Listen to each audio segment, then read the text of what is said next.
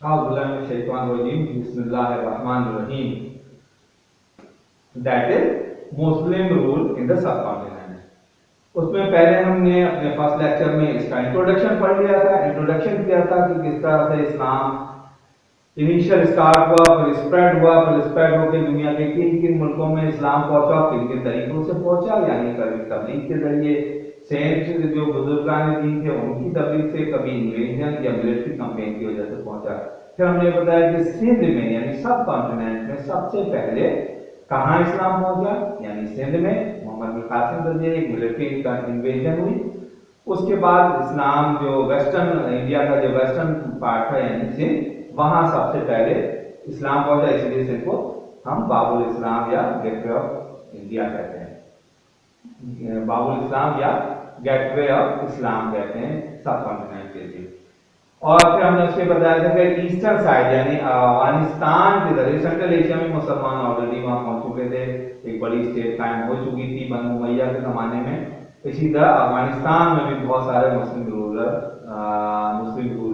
चल रहा था, तमाम लोग तकरीबन इस्लाम वहां पहुंच चुका था।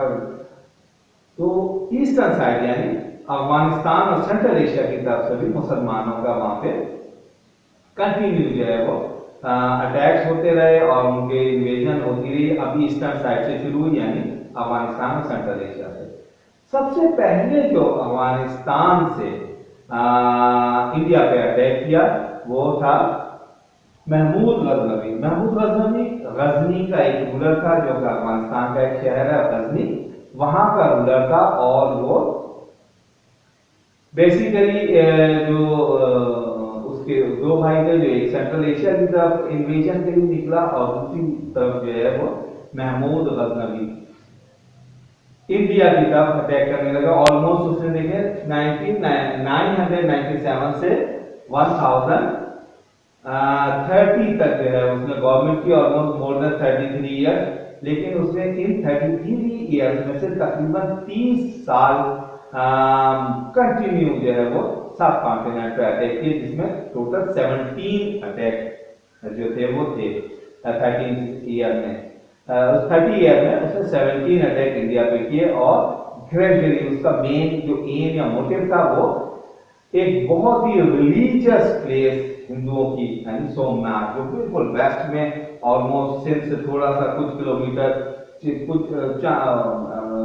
कपल ऑफ 100 किलोमीटर के फासले पर जो वो सोमनाथ का मंदिर था गुजरात में, उसको उसका मेन मोटिव था डिस्ट्रॉय करना, क्योंकि वहां पे कुछ ऐसी एक्टिविटी थी जिसके जो कि स्टोरीज में है, जिसको सोमनाथ, दो बड़े बुत यानी सोम और मनाथ, जब वो खाने काबा से चोरी करके जो बुत तोड़े गए थे, वहां से दो बुत को चोरी करके जो है वो इस मंदिर में लाकर रख दिया गया था, जिसका सोम और मनाथ दो बुत थे, उनके नाम से इसी नाम की मुनासिबत से इसका नाम सोमनाथ रखा था। तो उसका मेन मोटिव था कि इस पे अटैक करके हम जो है वो इस मंदिर को डिस्ट्रॉय करेंगे और ये जो आइडल थे बुत है सोम और मनाथ के, इनको भी डिस्ट्रॉय कर देंगे। तो चूंकि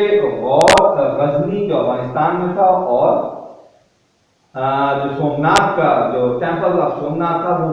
मोर देन 4000 किलोमीटर से भी ज्यादा उसका डिस्टेंस था, तो वो एक ही मिलिट्री कैंपेन में वो गजनी से सोमनाथ नहीं पहुंच सकता था, लिहाजा उसने ये स्ट्रेटेजी अडॉप्ट की कि ग्रेजुअली वो आगे बढ़ता गया। पहले उसने पेशावर तक आया, फिर वापस चला गया, फिर लाहौर तक आया, अपनी गवर्नमेंट कायम की, और जो है वो फिर गजनी चला गया, फिर दिल्ली तक। इसी तरह ग्रेजुअली वो 17 अपने अटैक में जो है सोमनाथ के मंदिर टेम्पल तक पहुंचा और उसको फिर डिस्ट्रॉय किया, लेकिन उसने अपनी यहाँ पे गवर्नमेंट नहीं कायम की। और तकरीबन 17 अटैक या इससे पहले जितने भी अटैक उसने किए उसमें बहुत सारे यहाँ का ट्रेजर्स और सारी चीजें गजनी लेके जाता था। और जब उसने सोमनाथ का टेम्पल डिस्ट्रॉय कर लिया एक खास उसकी जो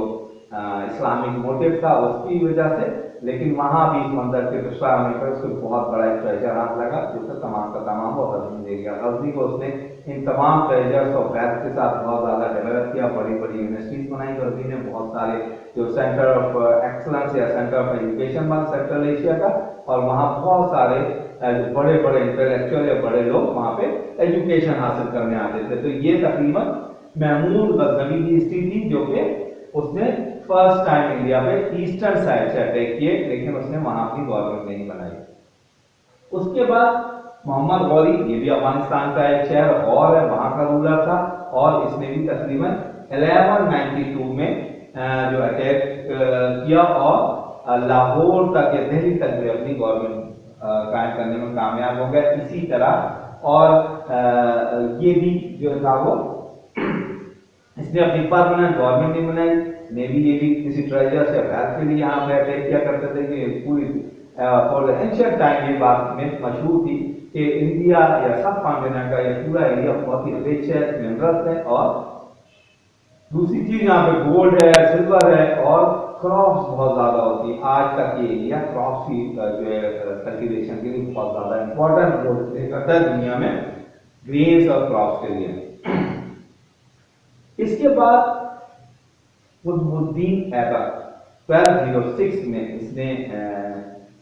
جو ہے یہاں پہ اپنی گورنمنٹ قائم کی۔ یہ بیسیکلی محمد غوری کا ایک چیف جو آدمی تھا، اور جب محمد غوری کا مرڈر ہو گیا تو قطب الدین ایبک کی آرمی آلریڈی ناردرن انڈیا میں موجود تھی، تو یہاں پہ جو سولجر یا پوری اس کی آرمی تھی انہوں نے قطب الدین ایبک کو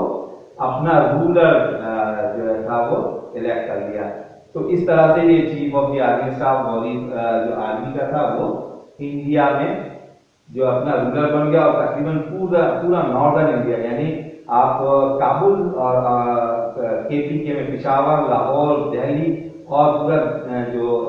ایسٹرن سائڈ جو کلکتہ اور ڈھاکہ تک جو ناردرن انڈیا تھا وہاں پہ مسلمانوں کی یا قطب الدین ایبک کے ٹائم کی یعنی 1206 تک ایک بڑی اسٹرانگ گورنمنٹ بن چکی تھی، اور ایک بہت بڑی وکٹری تھی، جس کی اس وکٹری کی خوشی میں اس نے قطب الدین ایبک نے ایک بہت بڑا جو تھا وہ مینار اس کو بنایا، جس کو ہم قطب مینار کہتے ہیں۔ اس زمانے میں ایک بہت بڑی ایک بلڈنگ ہوا کرتی تھی، کافی بہت زیادہ اس کی ہائٹ ہے، اور قطب مینار اسی لیے قطب الدین ایبک کے نام سے قطب مینار جو ہے وہ جانا جاتا ہے، اور یہ اس نے اپنی وکٹری کی خوشی میں بنائی تھی، جو اس کو انڈیا میں بہت بڑی وکٹری حاصل ہوئی تھی۔ قطب الدین ایبک سے چلتے رہے، اس کے بعد جو اس کا سن آف لا جو تھا التمش، وہ یہاں پہ کچھ سال گورنمنٹ کی۔ التمش ایک نوبل رولر تھا، اور جب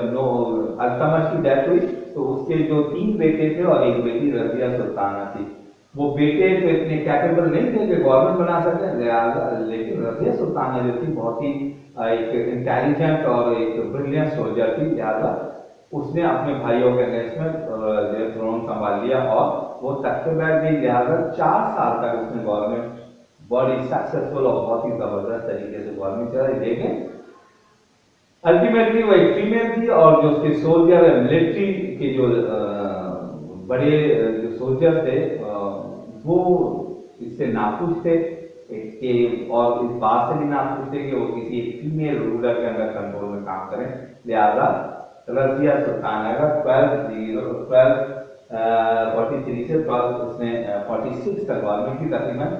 4 سال اس نے گورنمنٹ کی، اور اس کا مرڈر کر دیا گیا جسٹ بیکاز ایک فیمیل تھی، اور فیمیل کے انڈر میں اتنی بڑی آرمی یا گورنمنٹ جو ہے وہ رول نہیں کرے گی۔ یہ اس زمانے کی ایک اپروچ تھی یا مائنڈ سیٹ تھا، جس کی وجہ سے ایک اچھی اور نوبل اور ایک اچھی جو لیڈر جو ہے وہ اس کا مرڈر ہو گیا۔ اسی کے بعد اس کا جو ایک chief of the army staff یا آرمی کا جو ہیڈ تھا وہ ناصر الدین بلبن تھا۔ بیسیکلی کہتے ہیں اس کے اساسینیشن میں ناصر الدین بلبن ہی کہاں تھا۔ ناصر الدین بلبن ایک جو تھا بریو سولجر تھا اور بہت بڑی آرمی کو لیڈ کر رہا تھا، لہٰذا 1246 سے 1287 تک یہ رول کیا اپنی ناردرن انڈیا پہ، اور اس کے ساتھ وہ آرمی بھی تھی جو اس کے ساتھ اس کو سپورٹ کرتی تھی، اور وہ اسی آرمی کا افیکٹ تھا۔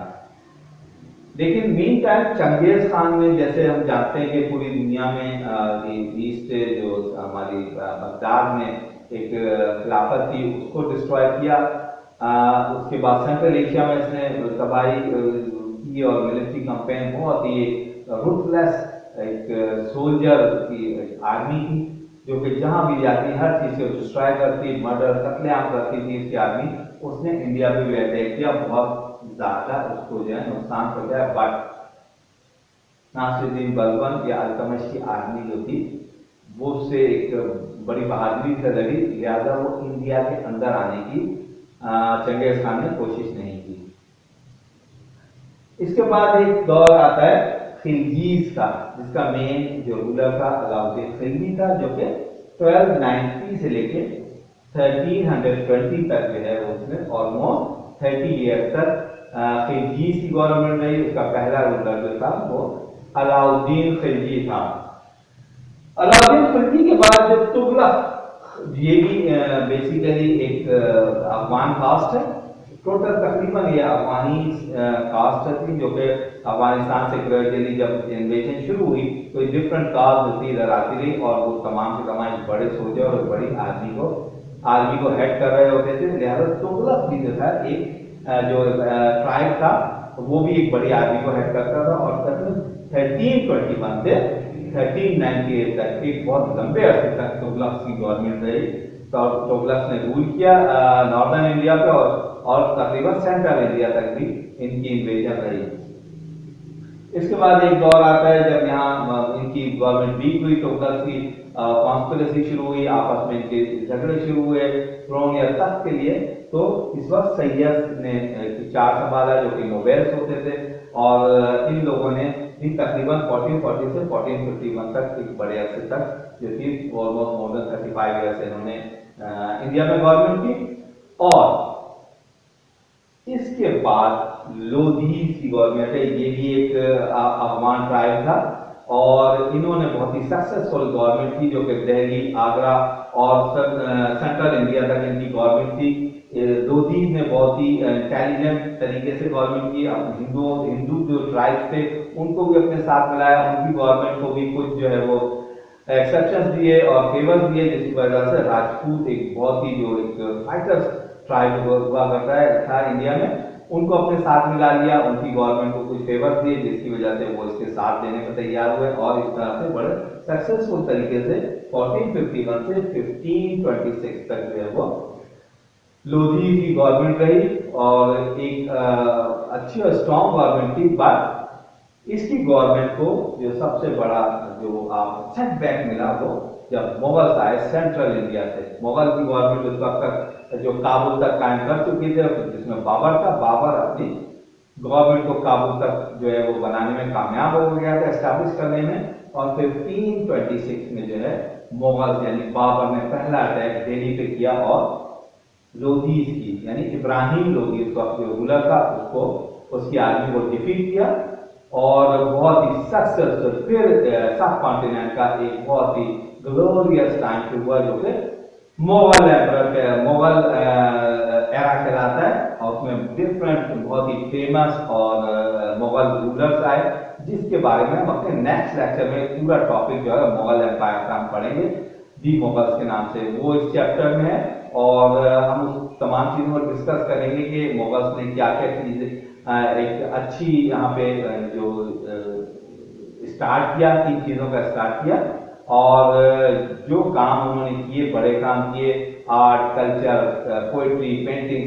जिन चीजों में भी उन्होंने बहुत अच्छे काम किए, उन तमाम चीजों को हम 1 बाय 1 डिस्कस करेंगे, और तमाम जो रूलर थे उसको भी डिस्कस करेंगे। Thank you.